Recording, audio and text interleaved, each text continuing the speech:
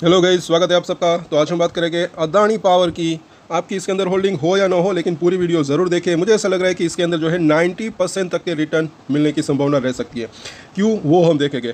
पहले तो जो है Adani power ice capex of ₹13,000 crore in FY26। इस साल के अंदर 13,000 करोड़ रुपये जो है ये इन्वेस्ट कर सकते हैं अपने बिजनेस को बढ़ाने के लिए। और इनके CFO ने भी कुछ बात कही है, वो भी हम देखेंगे। पहले तो यहाँ पर हम देखें कि यहाँ पर जैसे कि इनकी कैपेसिटी जो है 2029-30 तक, वो साल तक जो है अभी 17.5 गीगावाट से बढ़ाकर ये 30 गीगावाट से भी ज़्यादा करने का इनका लक्ष्य है। और 2025 में इन्होंने 8,000 करोड़ रुपए इन्वेस्ट किए थे बिजनेस के अंदर अपनी कैपेसिटी को बढ़ाने के लिए, जो कि अब इस साल जो है 13,000 करोड़ रुपए जो है इन्वेस्ट ये इनका करने का लक्ष्य है। तो इनका बिजनेस जाहिर सी बात है कि वो बढ़ सकता है, तो शेयर का प्राइस भी बढ़ने की संभावना रह सकती है। लेकिन आगे एक कुछ और चीज़ें हैं यहाँ पर। अगर हम देखें तो अदानी पूरे ग्रुप की बात हो रही है कि ये जो अपनी फाइनेंशियल फंडिंग जो है ये पैसा कहाँ से जुटा सकते हैं। तो वो जो है internal acquisition on the back of healthy EBITDA, the chief executive SB ख्याल सेड इस द इन्वेस्टर कॉल के अंदर इन्होंने ये बताया कि कहाँ कहाँ से ये जुटा सकते हैं। साथ साथ आगे हम देखें तो यहाँ पर ये इसका रिजल्ट की अगर बात करें तो नेट प्रॉफिट जो है वो थोड़ा सा डाउन रहा। रेवेन्यू के अंदर थोड़ी सी बढ़त देखने को मिली, लेकिन वो खर्चे की वजह से हुआ होगा। साथ साथ वो बांग्लादेश से भी जो है तो कुछ पैसे उनको बकाया है अभी भी, वो हालांकि कुछ पैसे आने लगे हैं, लेकिन वो पैसे अगर आ जाता है तो अच्छा रह सकता है। और CFO ने आगे क्या कहा तो वो भी हम यहाँ पर देख लेते हैं। तो इन्होंने कहा है कि 6 सेट जो है 1600 मेगावाट के आसपास का, तो वो जो है अल्ट्रा सुपरक्रिटिकल यूनिट जो है अक्रॉस द आवर साइट 6 शहरों का यहाँ पर नाम लिया गया है, रायपुर हो, ये सब अगर बात करें तो ये order already has been placed for this company.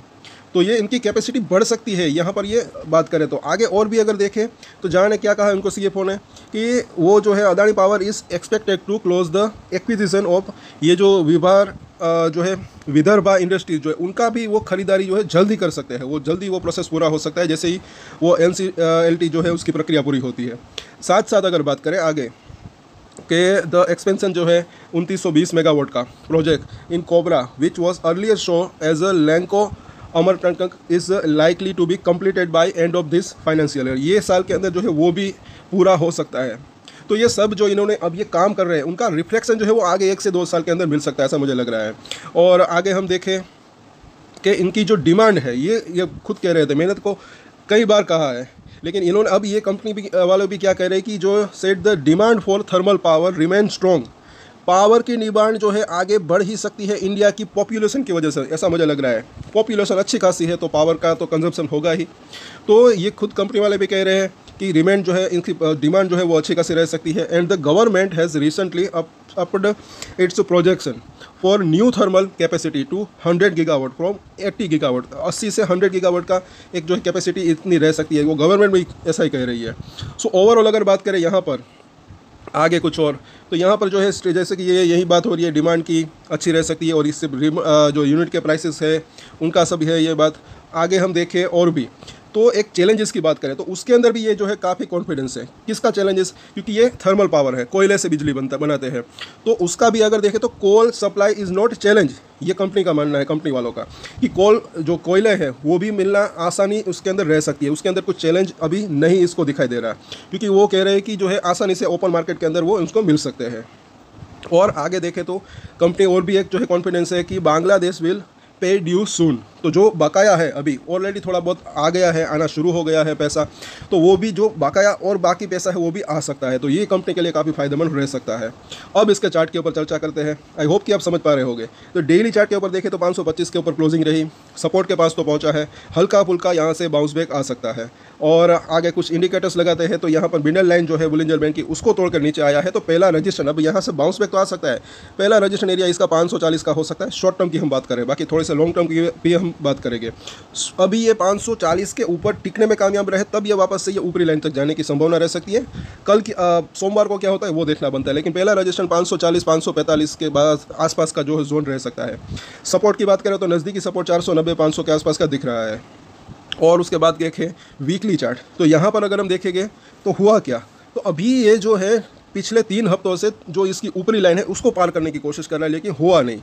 ऊपर वीक में पूरे हफ्ते में तो ऊपर जाता है, लेकिन हफ्ता खत्म होते होते शुक्रवार तक आते आते वापस से नीचे चला आता है।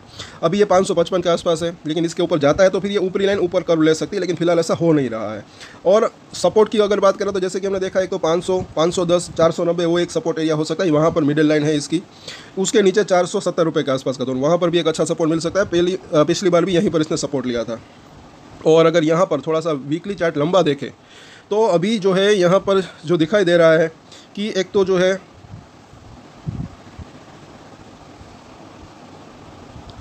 5 और 9 वीक का जो मूविंग एवरेज है उसके ऊपर टिकने की कोशिश हो रही है। वहाँ पर थोड़ी सी स्ट्रगलिंग चल रही है ऐसा लग रहा है। जैसे कि यहाँ पर अगर थोड़ा सा जूम कर देखें, और अभी ये कंसोलिडेशन मोड में है, कहीं ना कहीं ये चीज़ दिख रही है। नीचे में जो है ये लेवल जो है 450 के आसपास है, ऊपर में ये 600 रुपये का जोन, ये बड़ी अगर एक रेंज की बात करें तो नीचे में यहाँ पर 450 के आसपास, ऊपर में 600 के आसपास, वहाँ पर आप रजिस्ट्रेशन और सपोर्ट एक नज़र रख सकते हैं। बाकी अगर और लेवल की बात करें तो डेली चार्ट के ऊपर अभी क्या हुआ कि ये 200 दिन के मूविंग एवरेज के ऊपर निकला, उसके बाद नीचे आया। तो ये इसका कभी कभी ऐसा भी होता है, एक मतलब कि फॉल्स ब्रेकआउट का हो या फिर ब्रेकआउट को फेल को, एक ब्रेकआउट जैसा हुआ था लेकिन वो टिक नहीं पाया, ऊपर में तो गया, थोड़े दिन आकर वापस से नीचे चला आया। अभी 50 डेज़ के मूविंग एवरेज के आसपास है, तो यहाँ पर सपोर्ट एक शॉर्ट टर्म सोमवार मंगलवार को यहाँ से जो है एक बाउंस बैक की संभावना रह सकती है छोटा मोटा। बाकी अगर यहाँ पर देखें वीकली चार्ट के ऊपर तो एक लंबे समय की बात करें तो इस कुछ लेवल्स के ऊपर नज़र रख सकते हैं जो कि काफ़ी जो है यूज़फुल रह सकते हैं।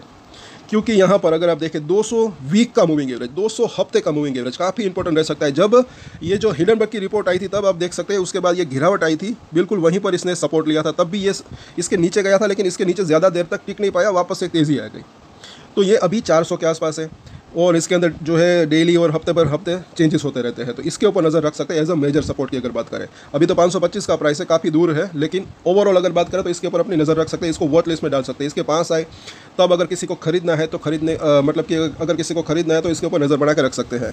बाकी ऊपर में 50 वीक का जो मूविंग एवरेज है वो अभी इंपॉर्टेंट इसके लिए लग रहा है, अभी इसको पार करने की ये कोशिश कर रहा है ऐसा लग रहा है। जैसे कि यहाँ पर आप देखेंगे पिछली बार क्या हुआ था, ये जो गिरावट आई थी उसके बाद जैसे इसके ऊपर निकला 50 वीक का मूविंग एवरेज, ये जो ऑरेंज कलर की लाइन है, उसके बाद एक लगातार अच्छी खासी तेज़ी आई। फिर यहाँ पर भी जो है बीच में एक बार सपोर्ट लिया, लेकिन अच्छी खासी ये तेज़ी आई थी। तो इस बार भी इसको तोड़कर फिर अब ये नीचे आया है, और जब से इसको तोड़कर नीचे आया है 50 वीक का मूविंग एवरेज के, उसके बाद ये लगातार कंसोलिडेशन हो रहा है। और ये एक एक कैंडल पूरे हफ्ते की कैंडल है, काफ़ी दिन हो गए। एक बार यहाँ पर जो है इसने ट्राई किया था इसके ऊपर जाने का, नहीं जा पाया था, यहाँ पर हुआ था, फिर यहाँ पर अब यह कर रहा है। तो ये इसके ऊपर टिकने लगे तब एक तेज़ी की संभावना रह सकती है। बाकी तब तक मुझे ऐसा लग रहा है कि ये थोड़ा सा कंसोलिडेशन जोन में रह सकता है अभी, और ये लाइन जो है थोड़ी थोड़ी ऊपर जा रही है, तो हो सकता है कि इन दोनों ही लाइंस के बीच में ये थोड़े दिन घूमता रहे। हाँ, अगर कुछ पॉजिटिव सरप्राइज न्यूज़ आ जाती है और ये 50 वीक का मूविंग एवरेज को नोट करके रख सकते हैं, जो कि अभी 544 के आसपास है, और निचला जो है 200 वीक का मूविंग एवरेज 400 के आसपास। और यहाँ पर अगर देखें तो वो जो बांग्लादेश से अगर उसको पैसा बकाया वो आ जाते हैं भले ही थोड़े थोड़े करके, तो भी मुझे ऐसा लग रहा है कि कंपनी के लिए काफ़ी फायदेमंद रह सकता है। उसके बाद एक तेज़ी की संभावना रह सकती है। बाकी मार्केट का अगर साथ रहता है, लॉन्गर टर्म की बात करें 1 से 2 साल की, तो मुझे ऐसा लग रहा है कि ये जो है तकरीबन 800 रुपये से लेकर 1000 तक जाने की संभावना रह सकती है। तो मुझे ऐसा लग रहा है कि यहाँ से 60% से लेकर 90% तक के रिटर्न मिलने की संभावना रह सकती है, अगर सब कुछ बढ़िया रहता है तब की बात है। और जैसे कि मार्केट का भी मूड अच्छा हो और यहाँ पर भी सब कुछ बढ़िया रहे, तो मुझे ऐसा लग रहा है कि क्योंकि इसकी अर्निंग जो है वो अच्छी खासी मुझे ऐसा लग रहा है कि बढ़ सकती है, तो इसके ऊपर अपनी नज़र बना कर रख सकते हैं। जैसे कि हमने देखा इसका रीज़न क्या दिख रहा है, एक तो वो कैपेसिटी जो इसने कुछ कंपनियाँ खरीदे या फिर वो नई नई कैपेसिटी ऐड कर रहे हैं, तो उसका रिफ्लेक्शन बाद में इसको जो है मुझे ऐसा लग रहा है कि दिख सकता है।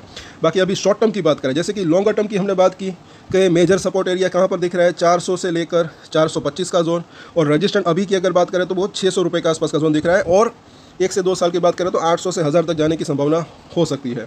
और ये लेवल क्यों यहाँ पर सपोर्ट ले सकता है, क्योंकि वहाँ पर है 200 वीक का मूविंग एवरेज। अब शॉर्ट टर्म की बात करें तो 525 का प्राइस है, तो नीचे में जो है सपोर्ट एरिया 510, उसके बाद जो है तकरीबन 500 से लेकर 490 से लेकर 480 का जोन, तो ये 3 इसके सपोर्ट जोन दिख रहे हैं। रजिस्टेंट की बात करें तो पहला रजिस्टेंट एरिया इसका जो है 540 के आसपास का जोन दिख रहा है। ये लेवल पार होता है तो फिर जो है वापस से 560 से लेकर 565, और उसके बाद वापस से 580 से 600 तक जाने की इसकी संभावना रह सकती है। लेकिन पहला रजिस्टेंट एरिया इसका ये हो सकता है, ऐसा मुझे लग रहा है। बाजार भी हो सकता है कि थोड़ा ऊपर जाने के बाद थकान महसूस करे, उसके बाद थोड़ा कंसोलिडेशन या प्रॉफिट बुकिंग आए, तो 540 एक जो है क्रिटिकल एरिया इसके लिए हो सकता है, ऐसा लग रहा है सोमवार मंगलवार की बात करें तो इन सभी सपोर्ट और रजिस्टेंट के ऊपर नजर रख सकते हैं। और अगर आपकी इसके अंदर होल्डिंग है तो सब्सक्राइब जरूर करें हमारे चैनल को, और भी कुछ शेयरों के ऊपर हम चर्चा करेंगे। तब तक के लिए अगर आपको ये वीडियो अच्छा लगा तो लाइक शेयर एंड सब्सक्राइब जरूर कर लो हमारे चैनल को। और एक स्टैंडर्ड डिस्क्लेमर जो कि मैं हमेशा देता हूँ, आप कोई भी ट्रेड ले उससे पहले अपनी रिसर्च करें, अपना फाइनेंशियल एडवाइजर की सलाह ले, उसके बाद ही कोई डिसीजन ले, और डिसीजन ले तो उसकी जिम्मेदारी मैच्योरिटी के साथ खुद ही ले। ये वीडियो मैंने एजुकेशन पर्पस के लिए बनाया, मेरी तरफ से कोई भी बाय या सेल की रिकमेंडेशन नहीं है। Thank you.